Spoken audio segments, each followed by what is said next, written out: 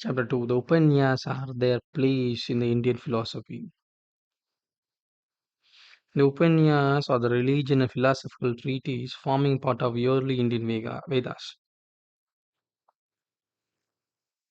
Preceding portion of mantras, the hymns to the Vedic god, and the Brahmanas and directories on explanation of the sacrificial ritual. According to the three division of Shruti or revelation may be roughly categorized as an utterance and successfully as poet, priest, philosopher.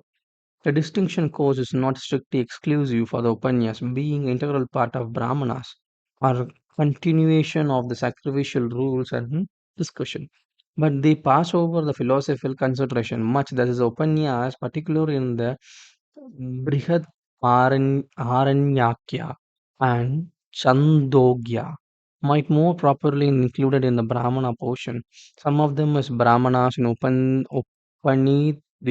Upanishadic character and two group of closely interwoven.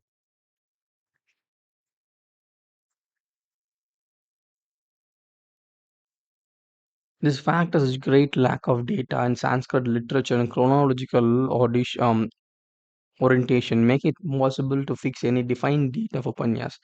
The Sathapta Brahmana, in which the Brihad Aranyaya Upanyas form conclusion, it believes a certain material that comes from 300 BC. Upanyas themselves contain several references to writing which undoubtedly are much later than beginning of Upanyas. Best they can be done in be conjecture upon the general aspect of contents compared that may be supported to precede and succeed. The usual date is assigned by the Upanyas of 600 to 500 BC, just prior to Buddhist revolution. Yet evidences of Buddhist influences are not wanting in them. In the birth of 3 to 13, it stated after the death of different part of person return to different nature from where they come, that even his soul atma goes into the space and that only like karma effect and work remains over. This is out of the Buddhist doctrine. Connection in the point of dialect may also be shown. Sarvavat is a word which yet have not been discovered in the whole range of Sanskrit literature except Satapata Ramana and Northern Buddhist is writing. In Pali equivalent Sabhava in both it changes to Palya Ayat and Pari Ayat. It changes in the regulatory made in Pali dialect and which the books of Southern Buddhism were written.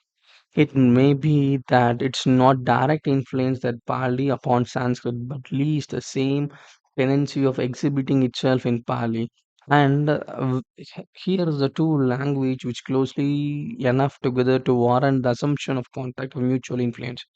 Somewhat the surer evidence, however, in use second person plural ending ta for ta and Mulir pointed out connection with the word acharatha and that is irregularity looking suspiciously Buddhistic. There is, however, four other similar instances the word samvachayatha might be explained in the future, indicated saving a mind further imperative, but prakshat and apartyat, janatha and vimunchata are evidently meant as imperative and such a form of Pali instinctive and regular Sanskrit ending. It is been suspected that later Shiva said recognized in Atharva Veda these chief scripts which closely connected with Buddhistic sects. Perhaps in the way of Buddhistic influence are translated to Prasanna and Mudhaka. And then Upanyas and Atharva Veda. They shown Upanyas are not unaffected by outside influences, even irrespective of those the inner structure reveals that it is an heterogeneous in the material and compound in the composition. Brithak Aranyaka, for instance, are composed of three divisions, each of which is concluded it were a complete whole of Vamsa or genealogy of doctrine. That is a list of teachers, though through whom the doctrines were taught and had originally been received from Brahma and handed down to the time of writing. This section, entitled the Honey section, contains a dialogue between Yajnavalya and Mithri is almost a verbal repetition of second section called the Yajnavalkya section. This seems quite evidence that the two pieces could not be part of one constituting writing, but they were a part of two separate work which is mechanically united and connected with the third section, the same title supplementary section, in accordance to the heterogeneous nature of content. Both the Brihat Aranya and the Chandogya is very composite in character. Disconnected explanation of sacrificial ritual, legends, dialogues, etymology, which now appears abstract but which originally were regarded as an important explanation, saying philosophical disquisition, and the fourth or main merely mechanically juxtaposed. In the shorter and later Upanyas, there is no room for such collection, but in them more and more quotations from the early Upanyas and from the Vedantas are inserted. Many they are recognized as, and there are also certain passages, especially in Kadha and Shavetsvastra, which though is referable to evidence quotation since they are not grammatically constitutable in sentence, but contains though which seems commented upon the words of immediate following. Not only the Upanyas thus heterogeneous in point of structure, but they also contain passages which set forth the dualistic Sankhya philosophy, which has been chief antagonistic of Monic Vedanta. For an early Upanyas, the Chandogya explains all the existing objects are composite of three elements.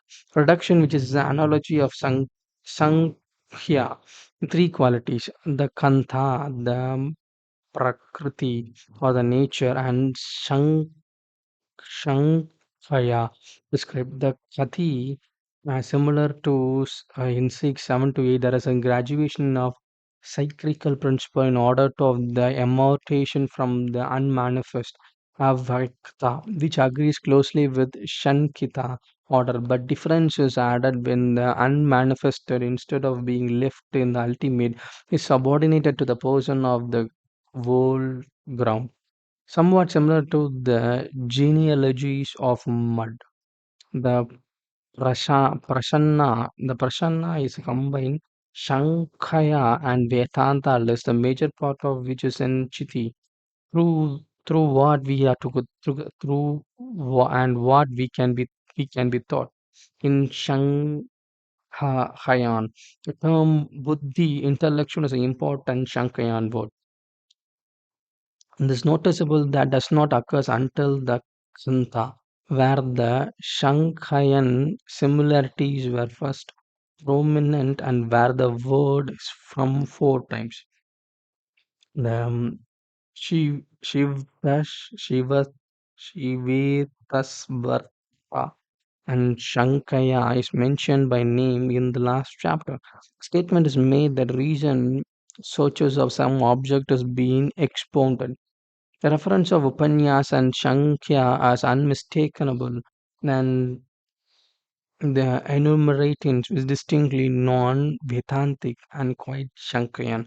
Passage 6, where the Svabhava, the nature of things, evidently being Prakriti, the nature of Sankhya, denounces the theory of utterance of diluted mean. Similarly, the contradicts the Shankayan doctrine in the place of gunas, qualities in God, in which attribute to the self power. But more numerous are the instances where Vedanta theory is interpreted in Shankayan term, or in where the Prakriti of Shankaya is identified with the Maya and Vedanta. The passage which explains of experience and sensual analogies is throughout the Shankayan. The relation of Vedanta is Shankayan has not yet been satisfactorily made out. Perhaps the Professor Koval maintained Svetavartara Upanyas is the most direct attempt to reconcile Shankaya and Vedanta. The Maitri, even more evidently, perhaps by Shankaya, influences especially the explicit references to gunas, the qualities, and or enumeration effects, an explanation of the origin. even with the due allowance made of the superstitious period, when the terms of philosophy may have existed without the distinction of system, such as known afterwards as Vedanta and Shankaya, it's nevertheless improbable that so complete Shankayan vocabulary is met as an Svetasvatara and Mitri Upanyas may belong to such period. They seem rather to belong to a period when systems were not only recognized as such but antagonistic. These remarks have made it clear that Upanyas are no homogeneous products, cogently presenting a philosophical theory, but that they are a combination of different sources of recording, cases of truth, and early Indians. In single, well articulated system cannot be deducted from them, but underlying all this expectation and contradiction and unordered matter, there is a general basis of developing pantheism which will now be placed in expoetism.